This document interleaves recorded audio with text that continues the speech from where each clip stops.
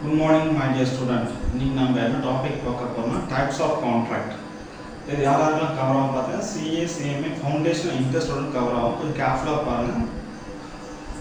Contract பார்த்தீங்கன்னா types of contract on the basis. அப்போ on the பேசிஸ்னா எத்தனை வகைப்படும்னா 3 வகைப்படும். Validity, formation and performance. இந்த மூணுல எத்தனை வகை? வேலிடிட்டியில் பார்த்தீங்கன்னா 4 வகை, ஃபார்மேஷனில் பார்த்தீங்கன்னா 3 வகைகள், பெர்ஃபார்மன்ஸில் பார்த்தீங்கன்னா 4 வகைகள். இப்போ வேலிடிட்டியில் பார்த்தீங்கன்னா valid contract, void contract, illegal agreement.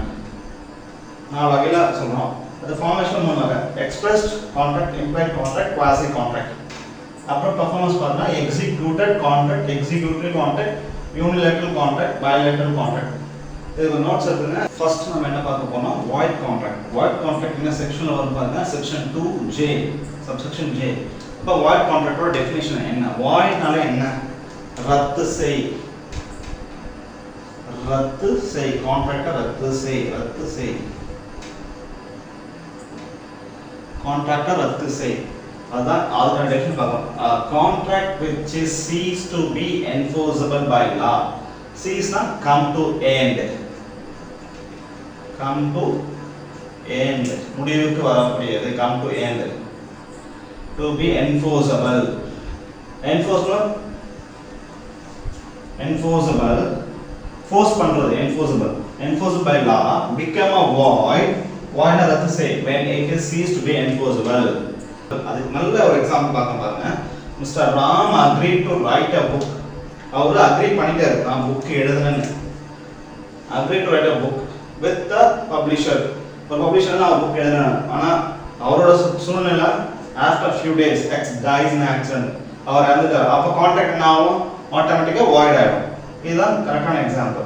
Notes எடுத்துங்க. அடுத்த ஹெட்டிங் நம்ம என்ன பார்க்க போறோம்னா voidable contract. voidable contract section என்னன்னு பார்த்தீங்கன்னா 2 subsection 2I, section 2 subsection 2I.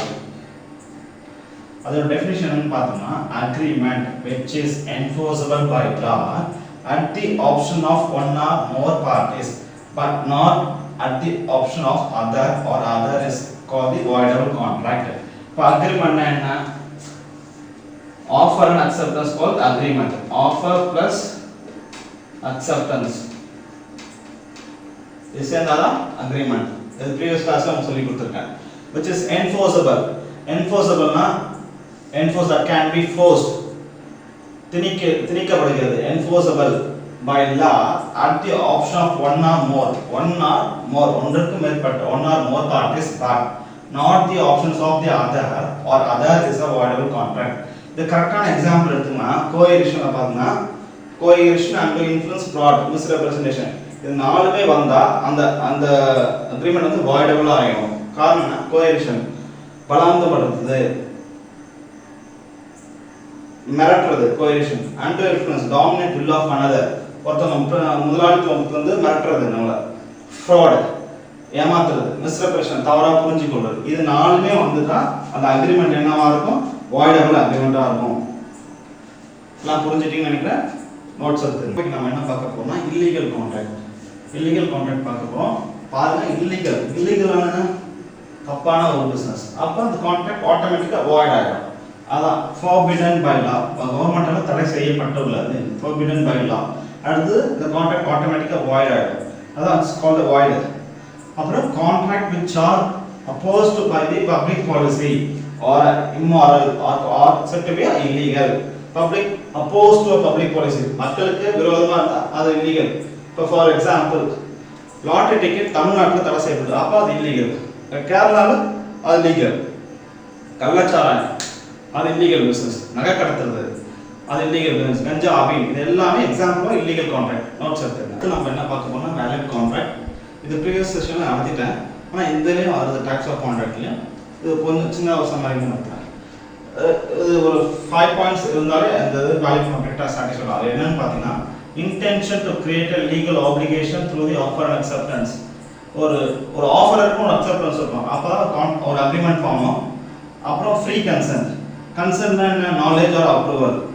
Consent ad idem சொல்லி கொடுத்துருக்கல. Capacity of parties, consideration, consider something in return, capacity of parties.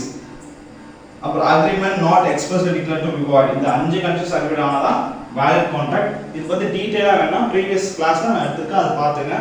இப்போதைக்கு இது போதும், அப்புறம் மத்தத பார்க்கணும். நம்ம வேலிடிட்டி ஆஃப் கான்ட்ராக்ட் முடிச்சாச்சு. அடுத்து பார்க்க போறது ஃபார்மேஷன் ஆஃப் கான்ட்ராக்ட். அதுல முதல் பாயிண்ட் பார்த்தா எக்ஸ்பிரஸ் கான்ட்ராக்ட். எக்ஸ்பிரஸ்னா வெளியீடு, தெளிவு. Express contract. கான்ட்ராக்ட் கான்ட்ராக்ட்னா என்ன? Offer and acceptance called agreement. Agreement finally becomes a contract. A contract would be an express contract if the terms are expressed by word, எழுத்துப்பூர்வமாக, or in writing. வாய் வார்த்தை மட்டும் இல்லாம or in writing இது மூலமா இருந்தாதான் அது express contract. A contract would be an express contract if the terms are expressed by word or in writing. Example பார்த்தா A வந்து ஒரு கார் விற்கிறாரு 2 லட்சம் ரூபாய்க்கு. B வந்து அந்த காரை நான் 2 லட்சம் ரூபாய்க்கு எடுத்துக்கிறேன். அதை எழுத்துப்பூர்வமா A வந்து கார் நான் விற்கிறேன்னு சொல்லிட்டு எழுத்துப்பூர்வமா கொரியர்ல அனுப்புறாரு. அதே மாதிரி B வந்து நான் அதை வாங்கிக்கிறேன்னு சொல்லி எழுத்துப்பூர்வமா திருப்பி அனுப்புற ரெஸ்பான்ஸ் பண்றாரு இல்லையா, அதுதான் தட்ஸ் கால்ட் எக்ஸ்பிரஸ் கான்ட்ராக்ட். அடுத்து என்ன நான் பார்க்க போறேன்னா formation implied contract. Implied contract meaning என்ன பார்த்தோம். It comes in the existence by the implication. அடுத்து most often the implication is by law or by the action. இங்க பாருங்க, it comes into existence by the implication. அப்ப implicationனா என்ன? சம்பந்தப்படுத்துதல். தமிழ்ல பார்த்தா சம்பந்தப்படுத்துதல். ஒருத்தர சம்பந்தப்படுத்தணும், அதான் implication. Most often the implication is by law or by action. அது கரெக்டான எக்ஸாம்பிள் கீழ கொடுத்திருக்கேன் பாருங்க. A delivers a goods by mistake at the warehouse of B instead of that of C. யாருக்கு போணும்? B க்கு போணும். ஆனா C கொடுத்தாரு instead of that C. Here B is not being entitled to receive the goods in the is obligate. Goods is obligate. The return the goods to the A. Although there was no such contract to that effect. It comes in the existence of implication. Most often the implication is by the law or by the action. சம்பந்தப்படுத்துதல். ஒரு சம்பந்தப்படுத்துனா ஆட்டோமேட்டிக்கா அதுதான் concept. அடுத்து நம்ம பார்க்க போற ஃபார்மேஷன்ல third final quasi contract. இப்போ quasi கான்ட்ராக்ட்னா என்னன்னு நம்ம பார்ப்போம். Even in the absence of contract, இங்க பாருங்க கான்ட்ராக்டே இல்ல. Even in the absence of contract, a certain social relationship gives rise a certain specific obligation. A certain social relationship பொதுவாக நடக்கக்கூடிய சம்பவம் gives rise to certain specific obligation to perform by a certain person. ஆரம்பமா நடக்குது. ஓகேவா? இதுதான் quasi contract. அதோட principal என்ன? It's based on the principle of equality, justice and good conscience. இதுதான் அர்த்தம். quasi contractனா absence of contract. கான்ட்ராக்டே இருக்காது, அதுதான் quasi contract. அப்ப எக்ஸாம்பிள் என்ன? ஏடிஎம்ல போய் நீங்க கார்டு போடுறீங்க, ஏடிஎம்ல பின் போட்டு உங்க காசு எடுக்கிறீங்க.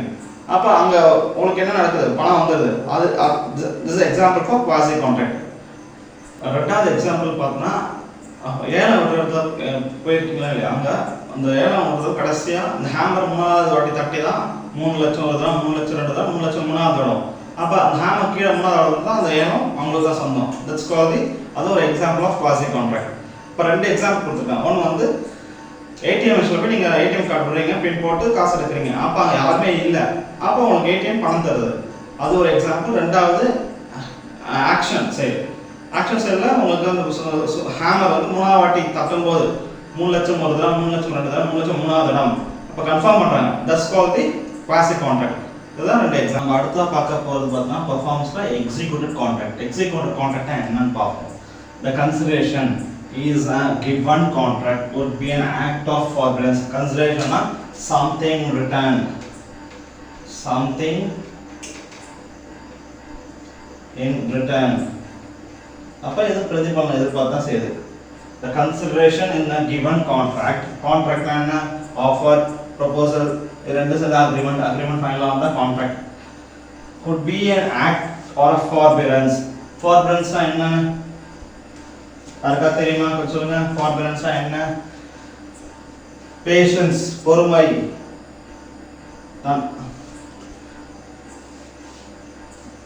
ஃபார்பியரன்ஸ்னா தன் தேவை, தன் தேவை. தன் தேவை பூர்த்தி கொள்வது, தன் தேவை. Forbearance தன் தேவை. When the act is done or executed or the forbearance is brought on record. பாருங்க, brought on record. அப்ப ரெக்கார்டா இருக்கணும். அதுதான் executed contract. Notes. நல்லா கவனிங்க. Executed contract na the consideration in a given contract could be an act or a forbearance. அப்ப consideration என்ன? Something in return. அப்ப forbearance என்ன? தன் தேவை, consideration. இப்ப ஏதாவது ரிட்டர்ன் ஒரு கான்ட்ராக்டா ஏதாவது மானிட்டரி ட்ரான்சாக்ஷன் இருக்கணும். the consideration is a given contract. or the given contract. contract னா proposal, offer ரெண்டுமே சேர்ந்த agreement, அப்புறம் ஃபைனலா வந்து contract. would be an act of forbearance. forbearance தன் தேவையை பூர்த்தி செய்வது. when the act is done or executed, expressed from the executed, or the forbearance brought on record. அப்ப ரெக்கார்ட் என்ன? எழுத்துப்பூர்வமாவோ அல்ல வாய்வார்த்தை சொல்றதா ரெக்கார்ட் பண்ணி வச்சுக்கிறது. this is called the executed contract. Notes எடுத்துங்க. அடுத்து நாம என்ன பார்க்க போறோம்னா பெர்ஃபார்மன்ஸ்ல எக்ஸிக்யூட்டிவ் கான்ட்ராக்ட். எக்ஸிக்யூட்டிவ் கான்ட்ராக்ட்னா என்னன்னு முதல்ல பார்த்தலாம். the consideration is a reciprocal promise or obligation. அப்ப reciprocal promise என்ன முதல்ல நமக்கு தெரியணும். reciprocal promise என்ன? promise which form the consideration or a part of the consideration for each other. The consideration na something return, monetary transaction சொல்றீங்களா? something in return.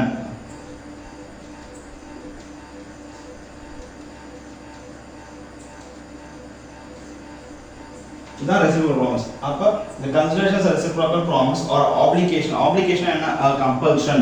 what is called? a compulsion.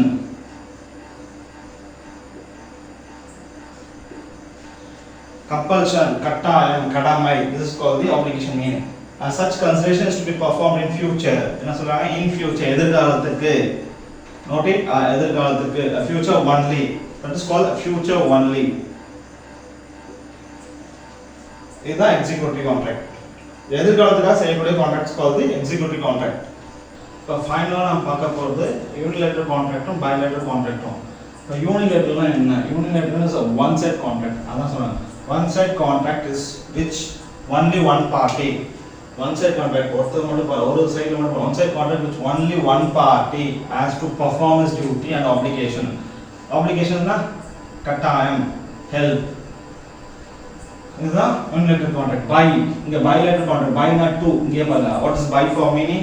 max student சொன்னாங்க 2. buy is 2. uni னா 1.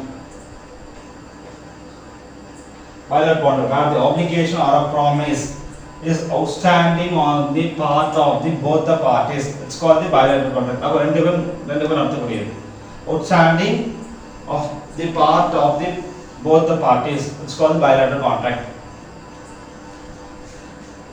I think நீங்க வந்து எல்லாமே கிளியரா இருப்பீங்கன்னு நினைக்கிறேன். types of contract. ஏதாவது டவுட்ஸ் இருந்தா எனக்கு மெயில் பண்ணுங்க. என்னோட மெயில் ஐடி nalini@gmail.com. இது என்னோட அகாடமி, நலாயினி அகாடமி பாண்டிச்சேரியில் வச்சிருக்கேன். டிசம்பர் பேட்சுக்கு அட்மிஷன் போயிட்டு இருக்கு. ஃபவுண்டேஷன் அண்ட் இன்டர் சிஎஸ்சிஎம்ஏக்கு அண்ட் சிஎஸ். அது இல்லாமல் உங்களுக்கு நீங்கள் யூடியூப்பில் சப்ஸ்கிரைப் பண்ணுங்கள். அப்போ தான் நான் போகிற கிளாஸ்லாம் உங்களுக்கு அப்டேட் பண்ண அது நோட்டிஃபிகேஷனில் வரும். ஈஸியாக பார்க்க தோணும். தேங்க்யூ.